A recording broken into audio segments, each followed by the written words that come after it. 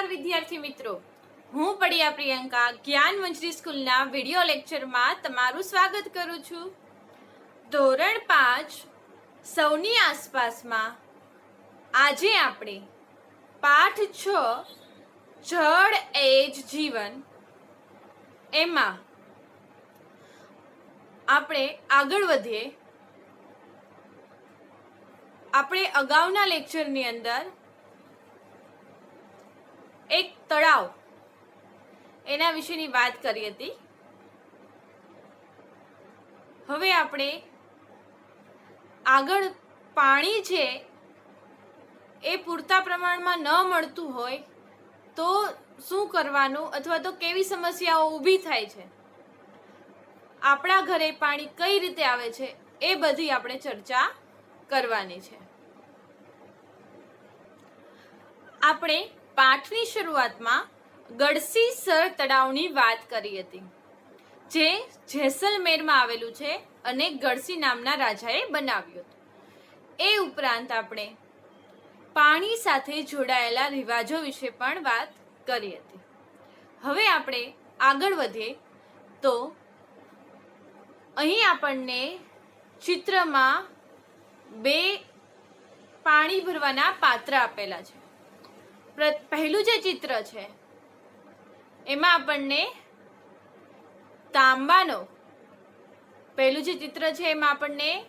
તાંબાનું પાત્ર આપેલું છે કે જે પાણીથી ભરાઈ રહ્યું છે, અને બીજા ચિત્રની અંદર જે વાસણ આપ્યું છે, જે પાત્ર આપ્યું છે તે પિત્તળનું વાસણ છે. પહેલાના સમયના લોકો તાંબા અને પિત્તળના વાસણનો ઉપયોગ કરતા પાણી ભરવા માટે. અને તમે અહીં ચિત્રોની અંદર સુંદર પથ્થર ઉપર કોતરણી જોઈ રહ્યા છો ને? એટલે પહેલાના સમયની અંદર આવી રીતે જ્યાં પાણીનો સ્ત્રોત હોતો હોય ત્યાં આવું સુંદર પથ્થર ઉપર કામ કરીને સરસ એવું ડેકોરેશન કરવામાં આવતું, એટલે કે પથ્થરનું કોતરકામ કરવામાં આવતું. શોધી કાઢો. તમારી શાળા અથવા તમારા ઘરની નજીક કોઈ તળાવ, કૂવો કે વાવ છે તો તેની મુલાકાત લો અને તેના વિશે વધારે શોધો. જો તમારા ઘરની આસપાસ કોઈ તળાવ કે કોઈ કૂવો હોય તો તમારે નીચેના પ્રશ્નો છે એના જવાબ છે એ આપવાના છે, અને ન હોય અને પહેલા હોતો હોય તો તમારા વડીલોને એ વિશે પૂછી અને જવાબ છે એ લખવાના રહેશે. તે કેટલું જૂનું છે, તે કોણે બંધાવ્યું. હવે જો જે કોઈ બી કૂવો, વાવ, તળાવ જે કાંઈ હોય તે કેટલો જૂનો છે અને કોણે બંધાવ્યો છે એ તમારે જાણવાનું.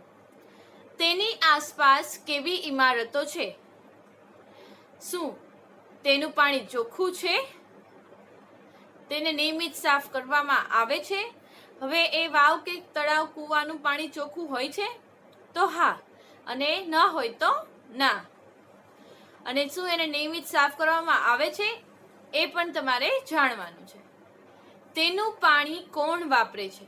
હવે એ પાણી કોણ વાપરે છે એ જાણવાનું છે. તે જગ્યાએ કોઈ તહેવાર મનાવાય છે? હવે છે ને આપણે રિવાજોમાં જોયું હતું કે પાણીના જે આવા કઈ સ્ત્રોત હોય તેની આસપાસ છે પહેલાના સમયની અંદર રિવાજો હતા. કોઈ તહેવાર હોય તો એ તહેવાર છે ત્યાં મનાવવામાં આવતા. જ્યારે કૂવો હોય કે તળાવ હોય એ આખું પાણીથી ભરાઈ જાય એટલે તહેવાર મનાવવા માટે લોકો ભેગા થાય, ઉત્સવ મનાવે બધા. કારણ કે પાણી છે એ બધાને મળતું ન હોય અને મળે એટલે બધા એટલા ખુશ થાય અને ઉત્સવ મનાવતા હોય છે. આજે ત્યાં થોડું પાણી છે કે સુકાઈ ગયું છે? હવે એ વાવ, કૂવો કે તળાવ છે ત્યાં પાણી છે કે સુકાઈ ગયું છે એ જાણવાનું છે. પશુઓને પાણી પીવા માટેના હવાડા તમારા ગામમાં છે ને ક્યાં ક્યાં? હવે પશુઓને જે પાણી પીવા માટેનું જે કાંઈ બનાવેલું હોય હવે એને હવાડા કહેવાય, અને ઈ હવાડા જો તમારા ગામમાં છે અને હોય તો કઈ કઈ જગ્યાએ એ તમારે લખવાનું. આના વિશે વિચારો.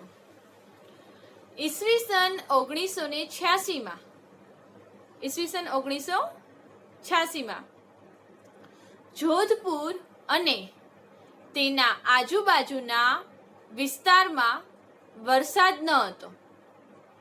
લોકોને જૂની અને ભૂલાયેલી વાવ યાદ આવી.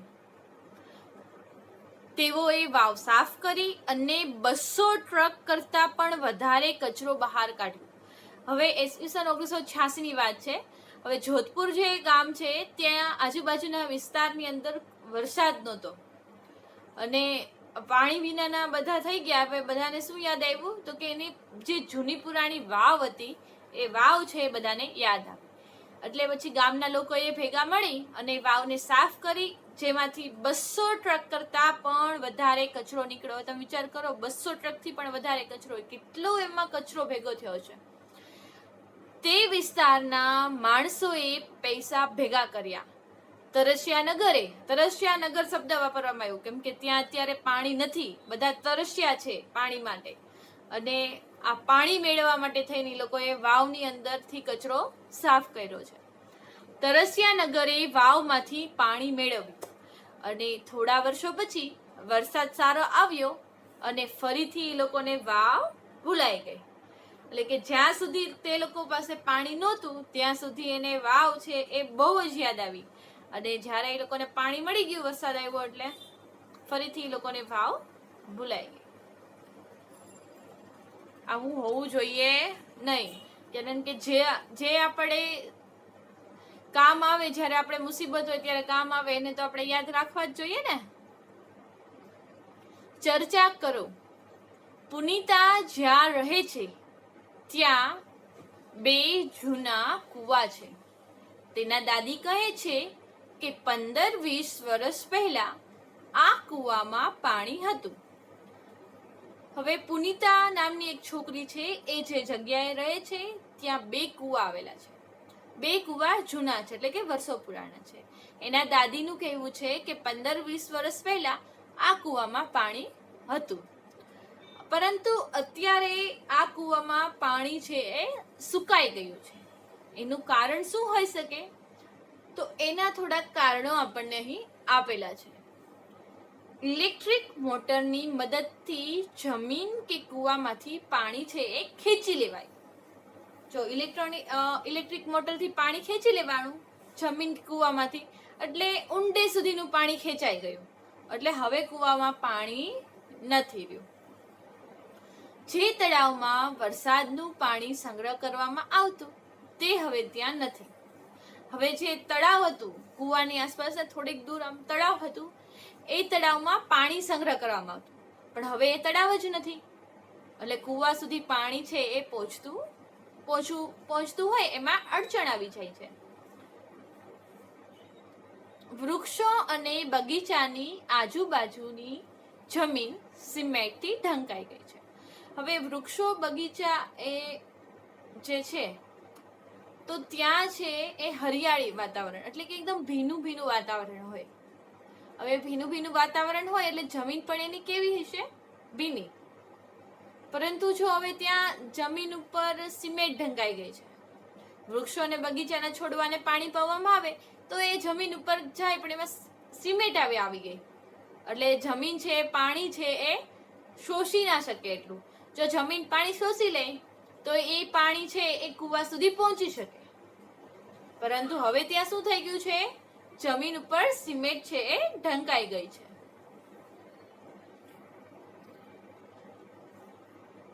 આજની વાર્તામાં આપણને આપણા ઘર સુધી પાણી કઈ રીતે આવતું હશે તે આપણે કહેવાનું છે. એના માટે આપણને થોડીક એવી રીતો આપેલી છે કે પાણી કઈ રીતે પહોંચતું હશે. જે રીતે આપણા ઘરે પાણી પહોંચતું હોય એ રીત છે, એમાં આપણે ખરાની નિશાની કરવાની છે.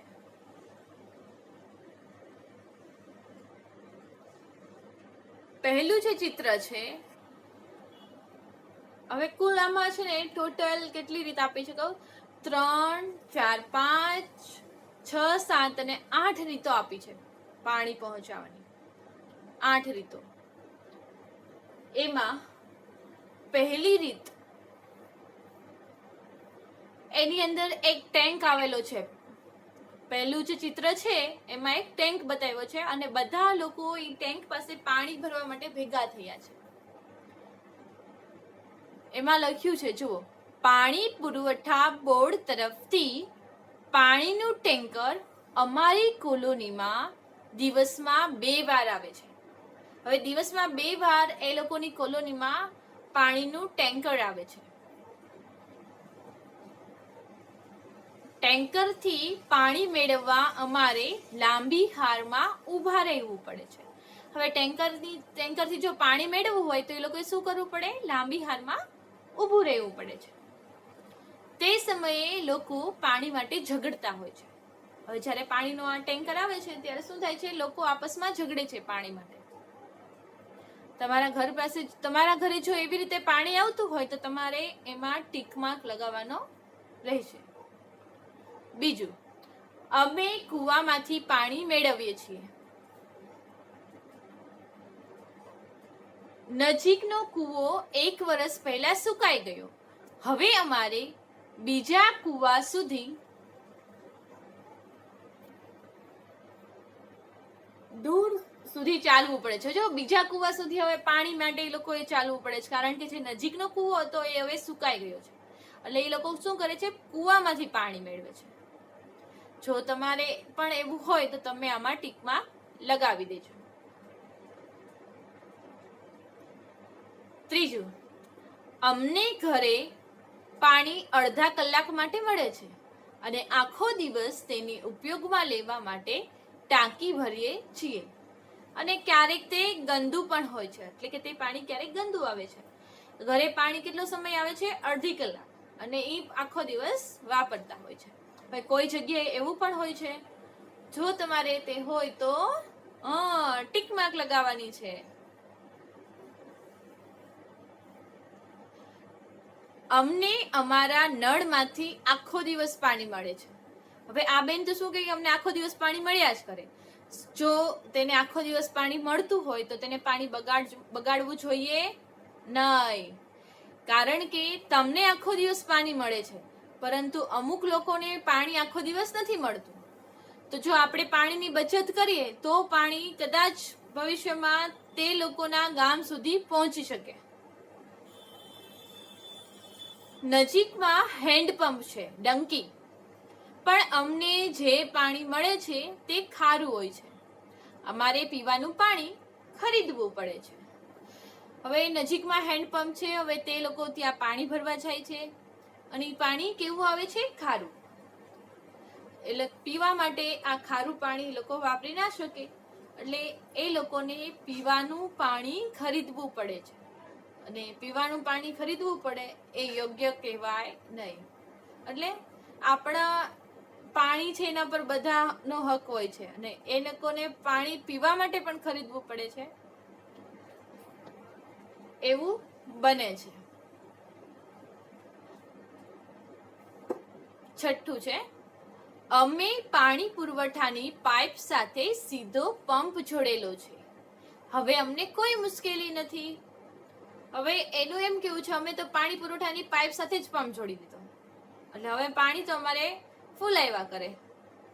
પણ ખરેખર એ યોગ્ય નથી, કારણ કે જો તેની સાથે પંપ જોડી દો પાણી પુરવઠાના પાઇપ સાથે, તો બધું પાણી છે તમારા તરફ ખેંચાઈને આવી જશે. તમારું જે લાઈન હોય એના તરફ ખેંચાઈ જશે, જેથી બીજાને પાણી છે એ પૂરતા પ્રમાણમાં મળશે નહીં. અમારે બોરવેલ છે. અમારે શું છે? બોરવેલ. પાણી ખેંચવા મોટર મૂકવી પડે છે. અમે ઈચ્છીએ ત્યારે પાણી મેળવીએ છીએ. હવે આ ભાઈને છે ને બોરવેલ એટલે કે જે આપણે ડાર કહીએ ને એ રીતે. હવે એ લોકોને શું કરેલું છે? ડાર કરેલો છે, અને ઈચ્છે ત્યારે પાણી મળી જાય. મોટર શરૂ કરે એટલે પાણી તેમાં ડારથી આવવાનું છે. અમે પાણી કેનાલમાંથી મેળવીએ છીએ. જો નદીનું જેવું એક નાનું એવું પ્રવાહ વહે છે, નદીનો ભાગ, હવે એ કેનાલમાંથી તેઓ પાણી મેળવે છે. એટલે જો તમારે આ 6 ને 2 8 જે ચિત્રો આપેલા છે એમાંથી કોઈ પણ એક પ્રકારનું પાણી આવતું હોય, પાણી મેળવતા હોય કોઈ પણ એક રીતે, બે રીતે, જે પણ તમે રીતે મેળવતા હોય તેમાં તમારે ટીક માર્ક લગાવવાનો છે.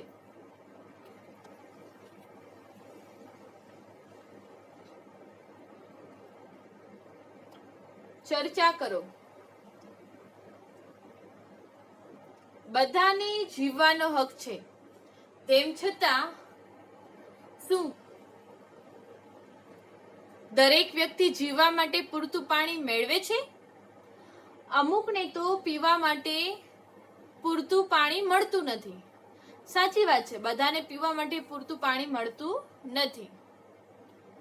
એવું કેમ હશે કે કેટલાક લોકોએ પીવાનું પાણી ખરીદવું પડે છે? કારણ કે તે લોકો જ્યાં રહેતા હોય છે ત્યાં પાણી છે, પીવાનું પાણી છે તે મળતું નથી, એટલે કે ત્યાં સુધી પહોંચતું નથી. શું આવું હોવું જોઈએ? તો કે ના, કારણ કે દરેકને, પૃથ્વી પર વસતા દરેક સજીવને પાણી ઉપર બરોબર અધિકાર છે. એટલે કોઈને પીવાનું પાણી ખરીદવું પડે તો એ યોગ્ય નથી. ધરતી પર પાણી દરેક માટે છે. કેટલાક લોકો જમીનમાંથી, ઊંડેથી બોરવેલમાંથી પાણી મેળવે છે. તે કેટલા અંશે સાચું છે? તો કે હા, જમીન છે તેમાં ઊંડે સુધી બોરવેલ એટલે કે ડાર, બોરવેલ છે ઊંડે સુધી કરે તો પાણી છે એ મળતું હોય છે. પણ અમુક વિસ્તાર એવો છે કે જ્યાં ઊંડે સુધી ન કરે બોરવેલ તો પણ પાણી મળી રહેશે. તમે ક્યારેય આવું જોયું છે? શું તમે કોઈ આવી રીતે બોરવેલ એટલે કે ડાર છે એ થતો હોય એવું જોયું છે? ઘણા લોકો સીધા પાણી પુરવઠાની પાઇપ સાથે પંપ કેમ જોડે છે? આના લીધે બીજા લોકોને કેટલી મુશ્કેલી પડે છે? તો કે હા, ઘણા લોકો છે પાણી પુરવઠાના પાઇપ સાથે પંપ જોડી દે છે, પરંતુ તે યોગ્ય નથી, કારણ કે તો બીજાને સુધી પાણી છે એ પૂરતા પ્રમાણમાં પહોંચી ના શકે. શું તમને આવો કોઈ અનુભવ છે? તમને કોઈ આવો અનુભવ થયો છે? તો હા કહેવાની. સુરત મ્યુનિસિપલ કોર્પોરેશન હાઇડ્રોલિક વિભાગ, હવે આ જે છે એ જળ બિલ છે, પાણીનું બિલ છે, વોટર બિલ. આપણે જે કંઈ ઘરે પાણી આવે છે મ્યુનિસિપાલિટીમાંથી, એટલે કે નગરપાલિકા અને મહાનગરપાલિકામાંથી, તો એ પાણી છે એનું આપણે બિલ ચૂકવવાનું હોય છે, જેને કહેવાય પાણીનો વેરો અથવા તો જળ વેરો. હવે આના અંદર પહેલા તો જોડાણનો નંબર, નામ અને સરનામું, એ ઉપરાંત બિલની તારીખ અને બિલ દેવાની એટલે કે બિલ ચૂકવવાની છેલ્લી તારીખ આપેલી હોય છે. અને અહીં નીચે ચૂકવવાની રકમ, અહીં ચૂકવવાની રકમ કેટલી આવી છે? 117 રૂપિયા. આ બિલ જુઓ અને કહો. હવે બિલના આધારે થોડાક પ્રશ્નોના જવાબ દેવાના છે. આ બિલ કઈ ઓફિસથી આવ્યું છે? આ બિલ છે એ સુરત મ્યુનિસિપલ કોર્પોરેશન થી આવેલું છે. શું તમને પાણીનું બિલ ઘરે મળે છે? તો હા, આપણને પણ પાણીનું બિલ ઘરે મળે છે. તે ક્યાંથી મોકલવામાં આવે છે? તો કે તે નગરપાલિકા અથવા તો મહાનગરપાલિકામાંથી મોકલવામાં આવે છે. હાઇડ્રોલિક વિભાગ સાથે સુરત મ્યુનિસિપલ કોર્પોરેશન કેમ લખેલું છે? તમે શું વિચારો છો? તો કે હાઇડ્રોલિક વિભાગ છે એ સુરત મ્યુનિસિપલ કોર્પોરેશનનો એક ભાગ છે, જેની અંદર પાણીના વેરા અથવા પાણીને લગતી કોઈ પણ સમસ્યા કે પાણીના લગતા પ્રશ્નોનું નિરાકરણ હોય છે. આ એ વિભાગ છે ત્યાં આવા પ્રશ્નો છે એ સોલ્વ થતા હોય છે. બિલ કોના પર નામ ઉપર છે? દરેક મહિને તેને કેટલા પૈસા ચૂકવવા પડે છે? હવે બિલ છે એ પૂજન પટેલના નામ ઉપર છે. બિલ છે કોના નામ ઉપર? પૂજન પટેલ, અને તેને 117 રૂપિયા ચૂકવવાના પડે છે. શું તમારે પાણી માટે બિલ ભરવું પડે અને કેટલું? હા, આપણે પાણી માટે બિલ ભરવું પડે છે. અને કેટલું ભરવું પડે છે એ તમારે તમારા વડીલ એટલે કે તમારા પપ્પાને અથવા દાદાને પૂછી લખવાનું. પાણીનો ભાવ જુદી જુદી કોલોનીમાં જુદો જુદો હોય છે. તો કે હા, પાણીનો ભાવ જુદી જુદી કોલોનીમાં જુદો જુદો હોય છે, અને એના વિશે તમારા વડીલો સાથે તમારે ચર્ચા કરવાની છે.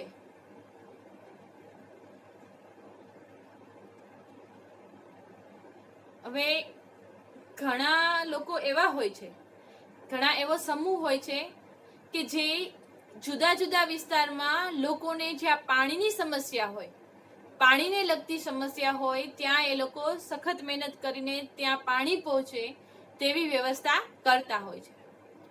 હવે આવા જે સમૂહ હોય, આવા જે મદદનીશો છે, એમાંનું એક સમૂહ જેનું નામ છે તરુણ ભારત સંઘ. તરુણ ભારત સંઘ છે એક એવો સમૂહ છે કે જે લોકો સુધી પાણી ન પહોંચતું હોય અથવા તો જે લોકોને પાણીની સમસ્યા હોય ત્યાં વ્યવસ્થા ઊભી કરી આપે છે. શેની? પાણીની વ્યવસ્થા. હવે આ તરુણ ભારત સંઘ છે એને એક દડકી બાઈ, અહીંયા આપણને ચિત્રમાં એક જે બેન બતાવેલા છે તે દડકી માઈ છે. કોણ છે? દડકી માઈ. હવે આ દડકી માઈ છે એ રાજસ્થાનના અલવર જિલ્લાના એક ગામમાં રહે છે. ક્યાં રહે છે? રાજસ્થાનની અંદર એક ગામ છે અલવર. ત્યાંનું એક ગામ, રાજસ્થાનના અલવર જિલ્લામાં એક ગામ છે, ત્યાં આ દડકી માઈ રહે છે.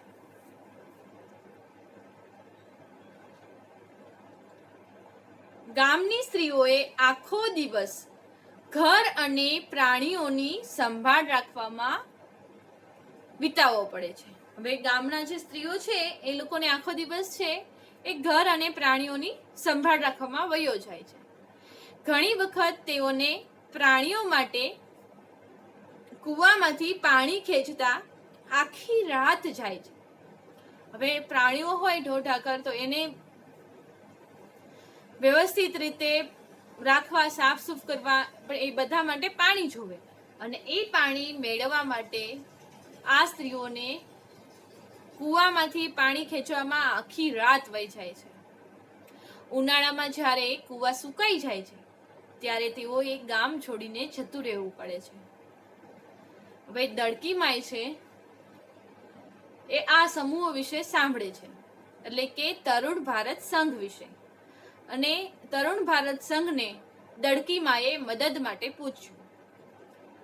ગામના લોકો અને તરુણ ભારત સંઘના સમૂહના સભ્યોએ સાથે મળીને એક તળાવ બનાવ્યું, જેથી પ્રાણીઓને ખોરાક અને પાણીની જે મુશ્કેલી હતી એ હવે ઓછી થઈ ગઈ. ગામના લોકોને દૂધ છે એ વધારે માત્રામાં મળતું થઈ ગયું, અને કમાણીમાં પણ એ લોકોની વધારે થઈ ગયો. વધારો કમાણીમાં થયો એટલે ગામ છે એ ખુશખુશાલ. હવે પાણીની સમસ્યા જે મેઇન હતી એ જ તે આ તરુણ ભારત સંઘવાળાએ સોલ્વ કરી દીધી. એટલે દડકી માઈ છે એને પણ આ કામ માટે આ ભારત સંઘ, તરુણ ભારત સંઘને બોલાવ્યું હતું. એટલે દડકી માઈ છે એનું નામ અને ચિત્ર આપણને અહીં આપેલું છે. તમે કોઈ સમાચાર પત્રમાં આવા સમાચાર ક્યારેય સાંભળ્યા છે કે વાંચ્યા છે? તો કે હા, આવા સમાચાર આપણે સાંભળ્યા અને વાંચ્યા હોય છે કે જ્યાં પાણી માટેની સમસ્યાઓ હોતી હોય અને એનો ઉકેલ કેવી રીતે લાવે છે એ પણ સમાચાર પત્રમાં આવતું હોય છે. જ્યારે પાણીની તંગી થઈ જાય કે ઘણા દિવસો સુધી કોઈને પાણી ન મળે કોઈ વિસ્તારમાં, તો એ લોકો કમ્પ્લેન કરવા માટે પહોંચતા હોય છે. તો એના વિશે પણ સમાચાર પત્રમાં આવતું હોય છે. વિદ્યાર્થી મિત્રો, આજે આપણો આ પાઠ છે એ અહીં પૂર્ણ થાય છે. હવે આપણે નેક્સ્ટ વિડીયો લેક્ચરમાં ફરી પાછા મળીશું. બાય.